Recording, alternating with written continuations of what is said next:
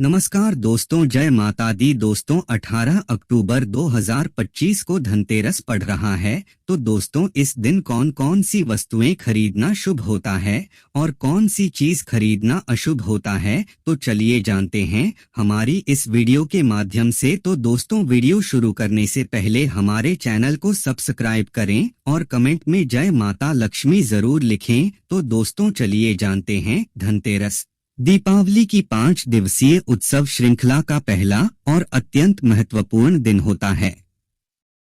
यह दिन धन, स्वास्थ्य, समृद्धि और सौभाग्य का प्रतीक माना जाता है। इस दिन भगवान धन्वंतरी और माता लक्ष्मी की विशेष पूजा की जाती है। धनतेरस 2 शब्दों से मिलकर बना है। धन का अर्थ है संपत्ति, समृद्धि, स्वास्थ्य और सुख। तेरस का अर्थ है कार्तिक कृष्ण पक्ष की 13वीं तिथि। इस दिन धन की देवी माता लक्ष्मी और आयुर्वेद के देवता भगवान धन्वंतरी की पूजा की जाती है, इसलिए यह दिन धन संपदा और स्वास्थ्य दोनों की प्राप्ति का प्रतीक है। धनतेरस कब मनाया जाता है? धनतेरस कार्तिक मास के कृष्ण पक्ष की त्रयोदशी तेरस को मनाया जाता है।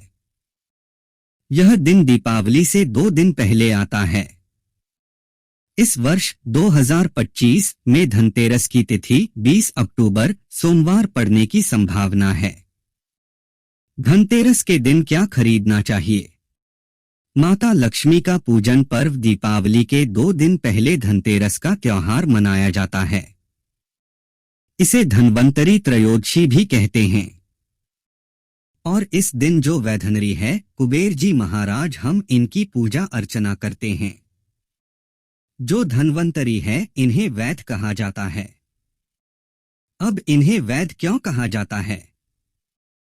क्योंकि समुद्र मंथन से अमृत को लेकर के धन्वंतरी ही उत्पन्न हुए थे और जितने भी देवताओं को रोग होते हैं, देवताओं को जितनी भी परेशानियां होती है, बीमारियां होती हैं, उन सबको ठीक करने वाले धन्वंतरी महाराज कहे गए हैं।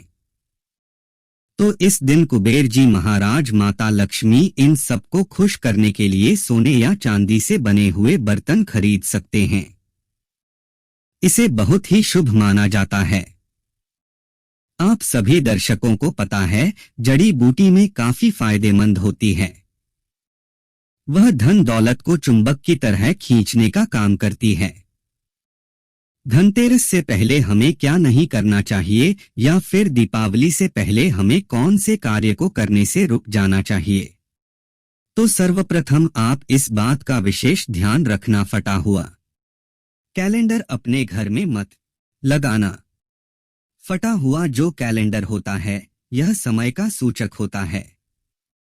कभी भी खराब समय को अपने घर में नहीं रखना चाहिए। अगर आप खराब समय को अपने घर में रखेंगे, बंद घड़ी को अपने घर में रखेंगे, तो यह आपकी अध्यात्म उन्नति में बाधा उत्पन्न करेंगी और रोग पैदा करेंगी। आपकी कभी फिर अध्यात्म उन्नति नहीं हो पाएगी। बिल्कुल ही आप जिस भी कार्य को छुएंगे उस कार्य में आपको असफलता मिलनी शुरू हो जाएगी। और ऐसा कहा गया है हमारे धर्मशास्त्रों में, जिस घर में कूड़ा हो, कचरा हो, उनके बाहर में कूड़ा हो, कचरा हो, ऐसे घर में मां लक्ष्मी कभी भी प्रवेश नहीं करती है। जिस घर में साफ सफाई हो, घर का वातावरण शुद्ध हो, ऐसे स्थान पर मां लक्ष्मी स्वतः ही खींची चली आती है। धनतेरस से जुड़ी कई कथाएं हैं, जिनमें से 3 प्रमुख मानी जाती हैं। राजकुमार हेम और उसकी पत्नी की कथा। एक बार एक राजा के पुत्र की कुंडली में लिखा था कि उसकी शादी के चौथे दिन सर्पदंश से मृत्यु होगी। जब विवाह हुआ तो चौथे दिन उसकी पत्नी ने उपाय किया। उसने कमरे के बाहर सोने चांदी के गहनों और दीपकों का ढेर लगाकर एक दीवार बना दी, ताकि यमराज के दूत सर्प रूप में अंदर न जा सके। जब यमराज आए तो उनकी आंखों में दीपों की चमक पड़ी और वे लौट गए। इस प्रकार राजकुमार की जान बच गई। तभी से इस दिन दीपक जलाकर धन की सुरक्षा और आयु वृद्धि की परंपरा चली आ रही है। इसी कारण इस दिन को यमदीप दान भी कहा जाता है। भगवान धन्वंतरी का प्रकट होना समुद्र मंथन के समय जब देवता और दानव अमृत की खोज कर रहे थे, तब धन्वंतरी देवता अमृत कलश लेकर समुद्र से प्रकट हुए। वे आयुर्वेद के जनक माने जाते हैं। इसी कारण इस दिन को धन्वंतरी जयंती भी कहा जाता है। इस दिन भगवान धन्वंतरी की पूजा करने से रोग मुक्ति, लंबी आयु और स्वास्थ्य लाभ प्राप्त होता है। माता लक्ष्मी का पृथ्वी पर आगमन। एक कथा के अनुसार इस दिन माता लक्ष्मी ने समुद्र मंथन से उदय होकर पृथ्वी पर आगमन किया था।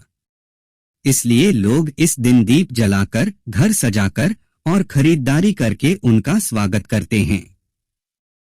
यह विश्वास है कि जो व्यक्ति इस दिन श्रद्धा से माता लक्ष्मी की पूजा करता है, उसके घर धन धान्य की कभी कमी नहीं रहती। धनतेरस का धार्मिक और सामाजिक महत्व। धन और समृद्धि का प्रतीक। यह दिन धन संपदा की देवी लक्ष्मी और धन्वंतरी देव के पूजन के लिए समर्पित है। इस दिन खरीदी गई वस्तु को साल भर शुभ और स्थायी लाभ देने वाली मानी जाती है। स्वास्थ्य और दीर्घायु की कामना। भगवान धन्वंतरी के पूजन से रोगों से मुक्ति और दीर्घायु का आशीर्वाद मिलता है। आयुर्वेदाचार्य इस दिन धन्वंतरी जयंती के रूप में विशेष आयोजन करते हैं। दीपदान का महत्व। इस दिन यम दीपदान किया जाता है, अर्थात यमराज को दीप अर्पण। इससे अकाल मृत्यु का भय दूर होता है और घर में शांति बनी रहती है। धनतेरस के दिन क्या करना चाहिए? सुबह जल्दी उठकर स्नान करें और घर की सफाई करें। माता लक्ष्मी और भगवान धन्वंतरी की प्रतिमा या चित्र स्थापित करें। दीपक जलाएं और कुबेर जी की भी पूजा करें। सोना, चांदी, तांबा या पीतल की वस्तु खरीदें। संध्या के समय यमराज के लिए दक्षिण दिशा में दीप जलाएं। यम दीपदान। शुभ मुहूर्त में खरीदारी करें, बिना मुहूर्त के बड़ी वस्तु न लें। ऐसे घर में बिना पूछे ही प्रवेश कर जाती है। अगर आप चाहते हैं कि आपके घर में मां लक्ष्मी प्रवेश कर जाए, तो घर के बाहर कूड़ा कचरा एवं किसी भी प्रकार की गंदी चीजों को नहीं रखना। और यह भी कहा जाता है, जिस घर के बाहर गंदी चीजें हो या फिर घर के अंदर में कूड़ा हो, कचरा हो, ऐसे घर में मां लक्ष्मी की बजाय उनकी बहन दरिद्रता प्रवेश कर जाती है। जिस घर में दरिद्रता प्रवेश कर जाए, ऐसे घर में केवल दुख एवं तकलीफ आती है, क्योंकि दरिद्रता के साथ में दुख एवं तकलीफ चलती है। मां लक्ष्मी के पीछे छे सुख संपत्ति वैभव रहता है और दरिद्रता के साथ में दुख एवं तकलीफ आती है।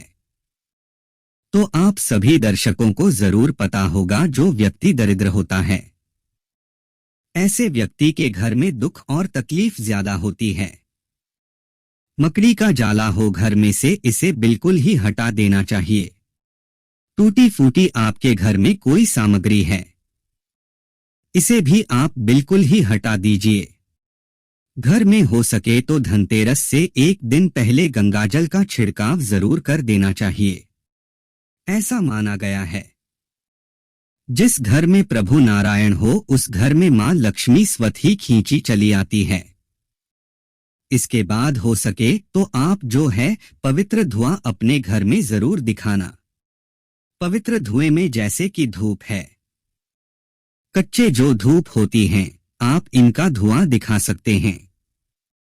बहुत सारी अच्छी अच्छी सामग्री आती है, लोभान आती है। मां लक्ष्मी को आकर्षित करने वाली भी इनका धुआं दिखा सकते हैं। चलिए इस वीडियो में जानते हैं कि दीपावली में हमें कौन सी सामग्री को खरीद करके लाना चाहिए, जिससे हमारे अध्यात्म उन्नति हो।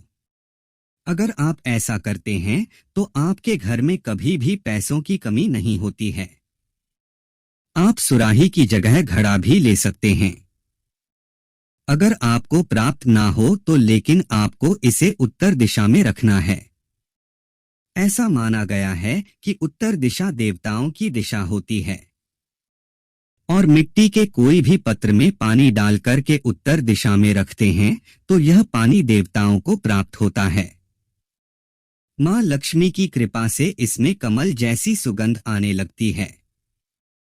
मां लक्ष्मी आपके घर में प्रवेश कर जाती है। इसके पीछे कारण भी है। प्राचीन समय में एक ब्राह्मणी थी जो कि बहुत ही दीन एवं निर्धन थी। किसी गुरु ने बताया कि मिट्टी की सुराही आप उत्तर दिशा में अपने घर में रखना शुरू कर दें, और यह उपाय किए। कुछ दिनों के बाद उनकी गरीबी मिट गई, निर्धनता समाप्त हो गई।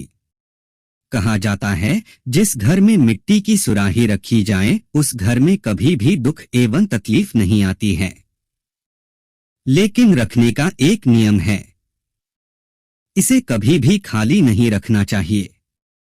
हमेशा गले तक इसके पानी भर करके रखना चाहिए और इसे उत्तर दिशा में रखना चाहिए।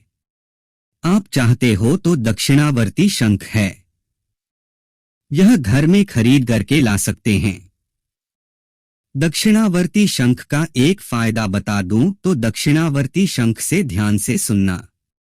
अगर आपके घर में भगवान शालिग्राम की फोटो है या फिर मां लक्ष्मी की तांबे से बनी या फिर पीतल से बनी कोई मूर्ति है तो उसे स्नान करा करके शंख से आपको स्नान कराना है। दूध का अभिषेक करते हैं, दूध से स्नान कराते हैं तो इसे अति उत्तम माना जाता है। गंगाजल से भी करा सकते हैं, सादे पानी से करा सकते हैं। आप इसका बचा हुआ जो पानी है इसके छींटे पूरे घर में मरते हैं तो आपके घर में कभी भी अन्न धन की कमी नहीं होती। यह भी कहा जाता है, दक्षिणावर्ती शंख घर में स्थापित करके रखने से, इनकी नित्य पूजा पाठ करने से घर में कभी भी दरिद्रता नहीं आती, गरीबी नहीं आती। आप चाहे तो कमल गट्टे भी घर में खरीद करके ला सकते हैं। 5 रुपए के कमल गट्टे आपकी गरीबी मिटा सकते हैं, क्योंकि यह मां लक्ष्मी को आकर्षित करते हैं। जिस प्रकार चुंबक जो होती है यह लोहे को अपनी तरफ खींचने का काम करती है, उसी प्रकार जो यह कमल गट्टे हैं यह मां लक्ष्मी को आकर्षित करते हैं। यह कमल के बीज होते हैं। कमल पुष्प से भी मां लक्ष्मी स्वतः ही विराजित होती है। कोई भी आप जो है धनतेरस या दीपावली के दिन कछुआ भगवान विष्णु का अवतार माना जाता है और इसे घर में रखने से लक्ष्मी स्वयं ही दौड़ी चली आती है। मैं पहले भी वीडियो में बता चुका हूं कि धन देने का अधिकार मां लक्ष्मी को है, लेकिन धन बांटने का अधिकार प्रभु नारायण को है, भगवान श्री हरि विष्णु को है। किसके कर्म में किसको कितना धन देना है यह भगवान विष्णु जी निर्णय लेते हैं, तो कछुआ घर में रखने से इसे भगवान विष्णु जी का कच्छ अवतार माना जाता है, भगवान विष्णु जी का स्वरूप माना जाता है, तो उस घर में मां लक्ष्मी दौड़ी चली आती है। धनतेरस पर क्या खरीदना अशुभ माना गया है? लोहे की वस्तुएं, लोहे को शनि ग्रह से जोड़ा गया है।